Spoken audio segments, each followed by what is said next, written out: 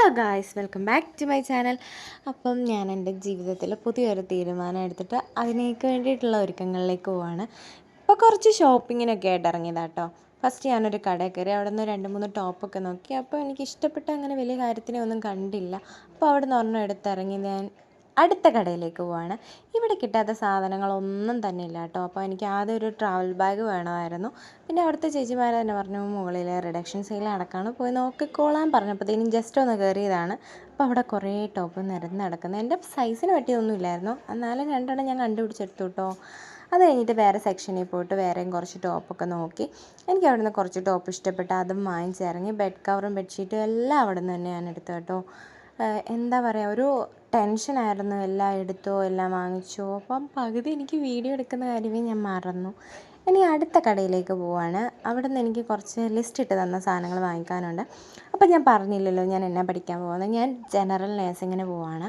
So എനിക്ക് ഗവൺമെൻറ്റിൽ admission കിട്ടി. ഞാൻ അങ്ങനെ ഒരു തീരുമാനം എടുത്തപ്പം എല്ലാവരും എന്നെ കളിയാക്കി ചിരിച്ചവരുണ്ട്, പുച്ഛിച്ചവരുണ്ട്.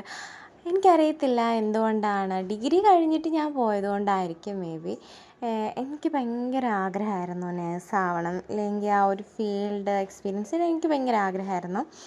അതുമല്ല, എൻ്റെ ലൈഫിൽ ഞാൻ വീട്ടിൽ നിന്ന് മാറി നിന്നിട്ടില്ല. ഇതെൻ്റെ ഫസ്റ്റ് ഹോസ്റ്റൽ എക്സ്പീരിയൻസ് ആയിരിക്കും.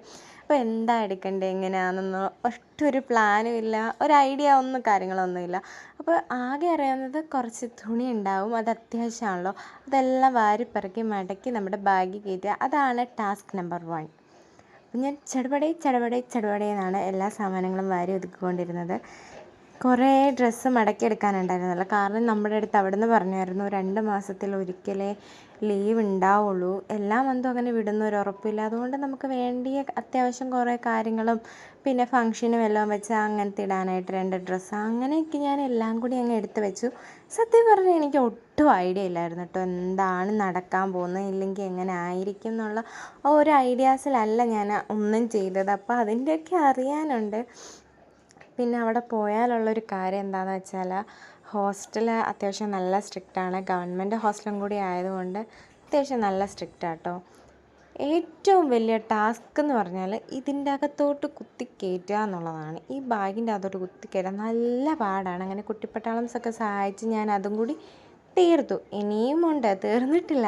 അടുത്ത കാര്യങ്ങളൊക്കെ വേറൊരു ചെറിയ ബാഗിലൂടെയൊക്കെ ആക്കിയിട്ട് ഞാൻ എല്ലാം നിങ്ങളെ കാണിച്ചു തരും കേട്ടോ. ഇനിയും ഞാൻ ലിസ്റ്റ് നോക്കിയിട്ട് അതെല്ലാം ഉണ്ടോ എന്നൊക്കെ നോക്കുവാണ്. അതിൻ്റെ കൂട്ടത്തിൽ ഞാൻ ക്യൂട്ട് പേഴ്സും മിററും ഒക്കെ വാങ്ങിച്ച്, എന്തിനാ ഒരാവശ്യമില്ല എന്നാലും. പിന്നെ അവർ ലിസ്റ്റിൽ പറഞ്ഞ സാധനങ്ങളൊക്കെ വാങ്ങിച്ച്, പെൻസില്, സ്കെയില്, റബ്ബറ്, കട്ടറ്, അങ്ങനെ കുറേ അല്ലറ ചില്ലറ സാധനങ്ങളൊക്കെ വാങ്ങിച്ച്. ഇതാണ് ഗായ്സ് എൻ്റെ പ്ലേറ്റും കപ്പും. ഇനി ഇതിലാണ് ഞാൻ ഭക്ഷണം കഴിക്കാൻ പോകുന്നത്. പിന്നെ എനിക്ക് ഫോൺ കിട്ടത്തില്ലാത്തത് കൊണ്ടും എനിക്ക് വീഡിയോസ് എടുത്ത് അപ്ലോഡ് ചെയ്യാൻ പറ്റുമോ എന്നുള്ള ഉറപ്പ് എനിക്ക് എന്തായാലും ഇല്ല. ആകെ കുറച്ച് അവരെ ഞങ്ങൾക്ക് ഫോണൊക്കെ കിട്ടത്തുള്ളൂ. അപ്പം പറ്റുന്ന പോലെ വീഡിയോസ് ഇടണം എന്നാണ് എൻ്റെ ആഗ്രഹം. പക്ഷെ എന്താകുമെന്ന് എനിക്കറിയില്ല. അപ്പം ഇതൊക്കെ മടക്കി ഒതുക്കി വെച്ചിട്ട് വേണം എനിക്ക് കിടന്നുറങ്ങാൻ. കിറങ്ങിയൊരവസ്ഥയായിരുന്നു ഇത്ര എത്തിയപ്പോഴത്തേക്കിനും കേട്ടോ. മടുത്ത് പോയായിരുന്നു. തന്നെ കിടന്നിട്ട് മടക്കി പെറുക്കുക, ഒതുക്കണം, അതിൻ്റെ അടുത്ത് എല്ലാം അകത്തോട്ട് കയറിയിട്ടുണ്ടോ, ടെൻഷൻ, വീട്ടിൽ വരാൻ പറ്റുമോ, എല്ലാം കൂടി ആയപ്പോഴത്തേനും എന്താ പറയുക, ഫുള്ള് പുക തീർന്നിരിക്കുകയായിരുന്നു. ഇപ്പോൾ സമയം അങ്ങനെ ഇത്രയായി. ഇപ്പം ഞാൻ പോയി കിടന്നിറങ്ങട്ടെ. ബൈ.